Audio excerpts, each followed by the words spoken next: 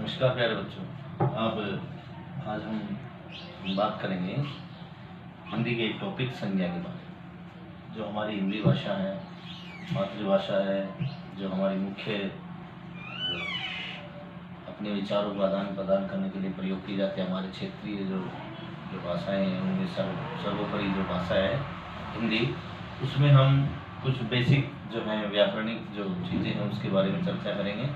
तो हम टॉपिक लेंगे संज्ञा। अब संज्ञा का नाम आते ही दिमाग में आ जाता है संज्ञा क्या है, कि समझते कि संज्ञा क्या चीज़ है। देखो, हम जब भी कोई चीज़ पढ़ते हैं तो सबसे पहले हमें उसके बारे में जानना जरूरी है कि उसकी परिभाषा, उसके रूप, उसके गुण, उसके दोष, उसके लक्षण, उसके सिद्धांत, तब हम जाकर के उसके बारे में सही से जान सकते हैं। तो हम बात करें संज्ञा के बारे में। तो संज्ञा क्या है, मैं इसकी एक डेफिनेशन लिख देता हूँ, फिर उसके बारे में हम चर्चा करेंगे और इसको अच्छे से मैं आपको बताऊंगा। संज्ञा हमारे आसपास आप देखते हैं, जैसे आपकी कक्षा में बहुत सारे बच्चे हैं, सभी का आप जानते हैं। जैसे आप एक का नाम हिमांशु है, निशांत है, कोमल है, प्रिया है, शुभम, ये उनकी पहचान है, ये उनकी पहचान है। और आप जिस गांव में रहते हैं, ये आपके गांव, जिस गांव में रहते हैं ये आपकी उसकी पहचान है कि आप किस गांव में रहते हैं।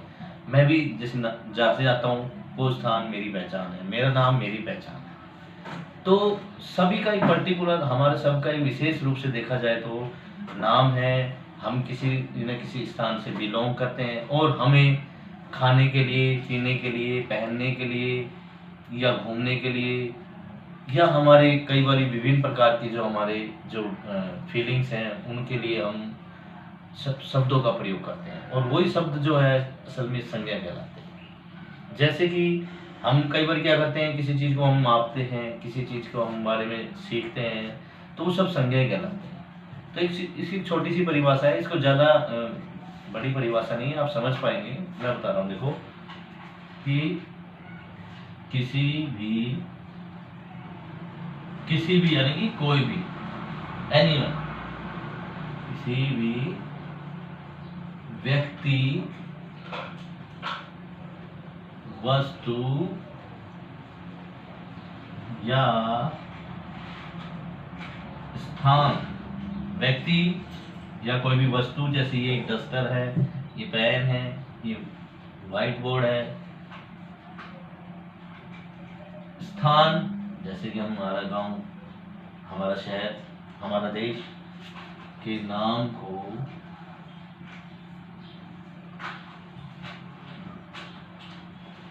संज्ञा कहते हैं। जैसे कि शुभम एक नाम है, रिया ये एक नाम है, ये संज्ञा है। इसके बाद हम बात करते हैं वस्तु की। वस्तु आप कुछ भी लिख सकते हैं। किताब, किताब एक वस्तु है। ट्रैक्टर ये व्हीकल है, वस्तु है। बस ये वस्तु है।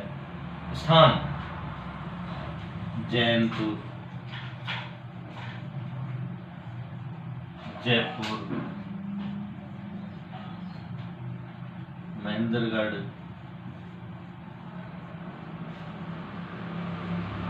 भारत, चीन, अमेरिका आदि। ये सभी कोई ना कोई व्यक्ति या किसी न किसी वस्तु या किसी न किसी स्थान के नाम है जो मैंने लिखे। इनको हम संज्ञा के नाम से जानते हैं। संज्ञा के बगैर जीवन की कल्पना भी असंभव है। संज्ञा के बगैर हम हमारे विचारों को सही से नहीं बता सकते किसी को, ना हमें अपनी जो इंटरनल, जो हमारे आंतरिक जो भावनाएं हैं वो बता सकते हैं। हम अपने विचारों को सही से प्रकट करने के लिए संज्ञा का प्रयोग करते हैं और संज्ञा के बगैर ये संभव नहीं है। तो संज्ञा बहुत जरूरी चीज़ है, इसको पढ़ना और इसको समझना हमारे लिए बहुत अनिवार्य है। तो अब इसके बारे में, अब यहाँ तक तो आपने समझ लिया, अब इसके हम भेद के बताएंगे कि इसके भेद कितने हैं। संज्ञा के भेद मुख्य रूप से 3 होते हैं। संज्ञा के भेद, भेद का मतलब हम इसको क्लासिफाई करते हैं, वर्गीकरण करते हैं कि किसी न किसी शब्द को कि ये क्या है। जैसे हमने लिखा था जयपुर, जैसे हमने लिखा उदास, जैसे हमने लिखा शुभम, ये सब एक अलग अलग कैटेगरी के हो गए। अच्छा, ये जो हम देख रहे हैं कि इनको हम बांट सकते हैं कैसे कैसे। व्यक्तिवाचक संज्ञा, जो किसी भी व्यक्ति का नाम होगा वो हम व्यक्तिवाचक संज्ञा की कैटेगरी में रखेंगे, श्रेणी में रखेंगे। जातिवाचक संज्ञा, जाति आप वो जो समझ रहे हैं वो नहीं, यहाँ पर जाति से हमारा मतलब है कि किसी विशेष जो कम्युनिटी है, कोई भी, जैसे घोड़ा है, कुत्ता है, हाथी है, शेर है, मनुष्य है। मनुष्य भी एक जाति है, मनुष्य एक प्राणी है। जब हम मनुष्य की बात करें, जैसे कि हम एक सेंटेंस बोलते हैं मनुष्य एक नश्वर प्राणी है, तो यहाँ पर मनुष्य एक नश्वर प्राणी है कि मनुष्य कभी भी हमेशा जिंदा नहीं रहता है, खत्म होता है, तो नश्वर है, तो ये पूरी मनुष्य जाति के लिए कहा गया है। तो यहाँ पर मनुष्य जो एक नश्वर प्राणी, इस वाक्य में हमने मनुष्य एक जाति के रूप में हमने बताया है। भाववाचक संज्ञा। अब हम कक्षा जो 5 तक की बात कर रहे हैं, तो उसके हिसाब से हमने 3 इसके भेद बताए। अब हमारी जो अपर क्लासेस होती हैं तो इसमें हम इसके बारे में 2 और हो सकते थे।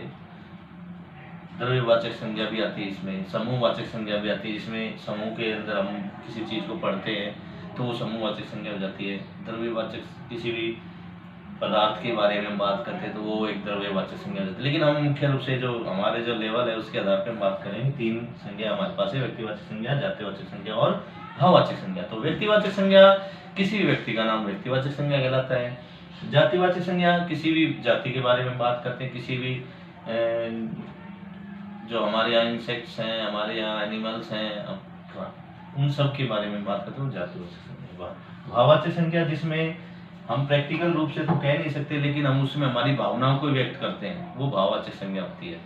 जैसे कि आज मेरा मन बहुत उदास है, इसमें उदास जो है एक ये भाववाचक संज्ञा है। अब मैं कहूँ कि मैंने उसने मुझे एक व्यथा भरी कहानी सुनाई, उसने मुझे एक व्यथा भरी कहानी सुनाई, तो यहाँ पर उसने कहानी सुनाई है, कहानी संज्ञा है, लेकिन कैसी संज्ञा है कि उसने उसके बारे में बताया कि उसमें व्यथा, दुख से बनी, दुख, व्यथा और प्रसन्नता भी इसी में आ जाते हैं। भाववाचक संज्ञा बनाते भी हम मीठा से मीठापन, अच्छा से अच्छाई, बुरा से बुराई, बुराई भी एक भाववाचक संज्ञा है।